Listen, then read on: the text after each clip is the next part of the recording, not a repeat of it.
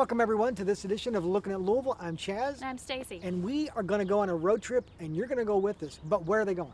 Well, we are going to continue our adventure to Bourbon Country. If you remember in the fall, Chaz, we took viewers to the central part of the Kentucky Bourbon Trail around the Bardstown area. And this time we're going to continue on and pick up the remaining 4 distilleries that make up the legendary Bourbon Trail in the Bluegrass portion of the route. Now, what distilleries are those? Those are Four Roses, Buffalo Trace, Woodford Reserve, and Wild Turkey. And we're going to do it a little differently this time. If you remember in the fall, we went along with Mint Julep Tours in their bourbon bus. And this time we wanted to show you that you can also do it on your own. So we're going to take my car and take a little 2-day adventure. Yeah, the Barbie Mobile's ready to go. So we're going to leave from Louisville, the gateway to Bourbon Country. All right, let's go. Right?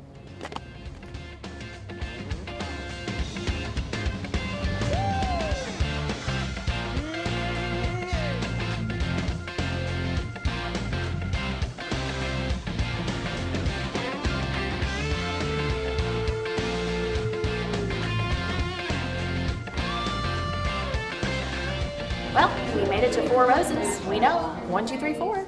And such a beautiful drive from Louisville to get here. It's about less than an hour. Ready? Let's go get started. Let's roll. The founder of Four Roses, Paul Jones Jr., was apparently smitten by a Southern belle and intended to ask this young lady to marry him. And if her answer was going to be yes, she was to wear a corsage of Four Roses bourbon. And thus, the bourbon was named Four Roses.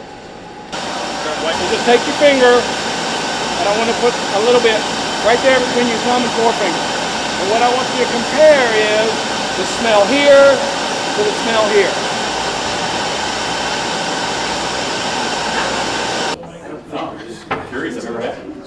And now we're going to go back to the Beaumont Inn and hang out a little bit, have some dinner. Well, let's head to the inn and we'll meet you there. Let's go.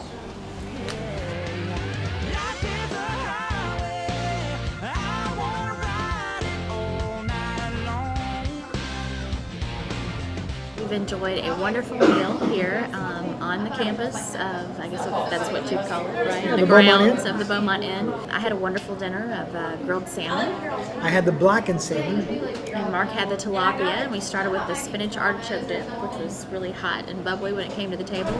We had some great desserts. We had their signature, which is the Robert E. Lee, which is like an angel food cake with a citrus enhancement. Well, of course, we had, which I think should be their signature, the bourbon bread pudding with a Woodford Reserve bourbon. And Mark had the Derby pie. If you want to interact with us a lot here, remember you can go to Facebook and check us out. You can do a search for Go to Louisville. You can go to Twitter, twitter.com/Go to Louisville. And of course, you can always send us an email, podcast@GoToLouisville.com. And for the bourbon fans that are watching this, we also are at Bourbon Country on Facebook as well. So we'll see you all tomorrow morning. See you in the morning. Good night.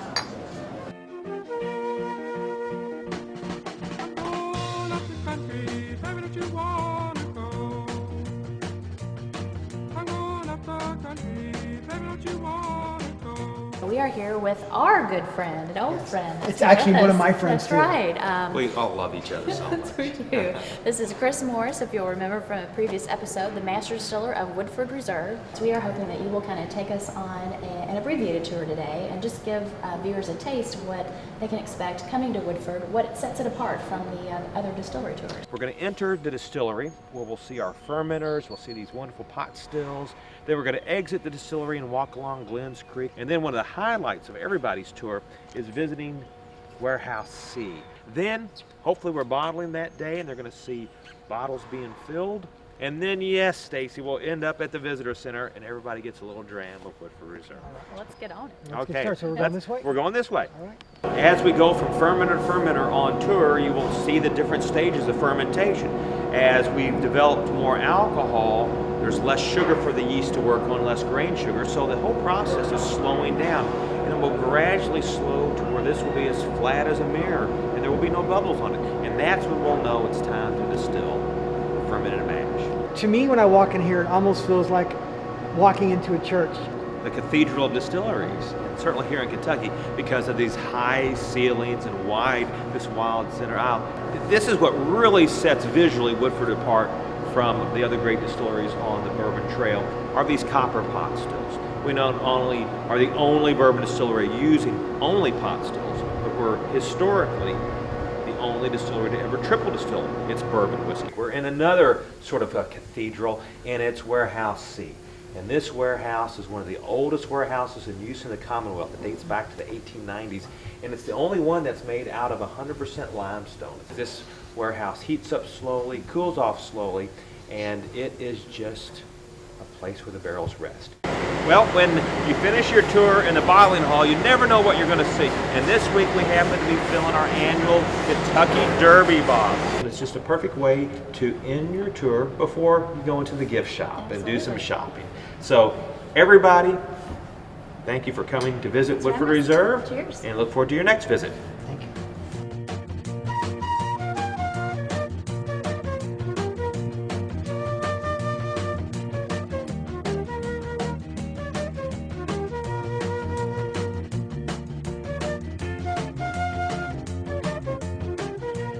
We made it to the Buffalo Trace Distillery here in downtown Frankfort, Kentucky, and we are with a very special person at this distillery for a couple of reasons. We're with Freddie Johnson, one of my favorite tour guides ever. Thank you. Well, Freddie, I have a few questions for you. I noticed over here there is a prescription. Yes. I want to talk to you about that, and then can we go to the barrel house? Chaz, that works for me. Right. After Let's you. go. So, Freddie, you're telling me about a prescription that was prescribed during the Prohibition. Tell me a little bit about that. Oh, it's kind of interesting. In order to get your product, you had to go to the doctor, and the doctor would write your prescription. That prescription lets you have 1 pint bottle every 10 days. The doctors wrote over 6 million prescriptions during Prohibition. Oh, my gosh. Oh, yes. This warehouse that we're stepping into is one of the oldest on the property. It goes back to the beginning of the 1800s. The walls are 2 feet thick. It has an earthen floor. It holds right at 24,000 barrels of product. Take a look. When the barrels come into this warehouse, they will stay right where you see them for the next 3 to 23 years. Okay, so the barrels are going to come in one at a time. We'll drop the temperature down. We're going to chill that bourbon, run it through filters, and then hand bottle it. Cheers to Buffalo Trace. Salute.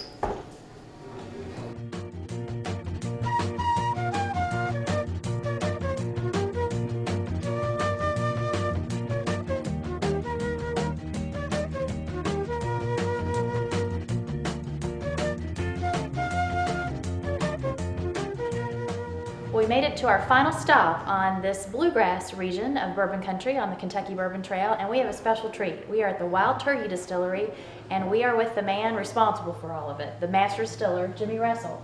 Jimmy, thanks for having us. Thank you for coming. Glad to have you with us. I hope you enjoy visiting with us today. It's been great so far. We're going to cross the street. We will see the actual making of the fermentation. You'll see the fermenters as they're being fermented.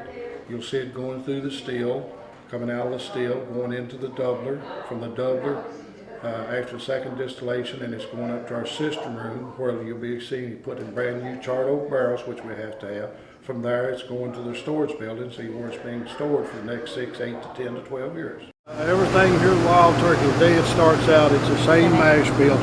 The difference Just age different. The difference in our product is the age and our taste for each one of our products. Okay. This is the storage house where the barrels are going to be stored now for the next 6, 8 to 10 to 12 years. This is where you pick up your color, your flavors and all. When you're charring white oak, you're caramelizing the sugars and the vanillas and everything. Every barrel has to be dated the day it was put in here. We have to know where all the barrels are all the time because we come under the Homeland Security. They're our supervisors. I come to work every day and taste bourbon. and then go home at night and have a drink. This trip has been a truly beautiful learning experience about Do you bourbon. feel like you know everything you ever want to know about Kentucky bourbon now? Yes, I do. Well, if they want more information about the Bourbon Trail, where do they need to go? They need to go to the website, go-to-louisville.com, or directly, if they're specifically interested in the bourbon experience, justaddbourbon.com. Now, if you want to interact with us in this podcast, it's real easy. As we always say, send us an send me an email, podcast@go-to-louisville.com. So, as always, You're looking at Louisville, gateway to Bourbon Country. see you real soon.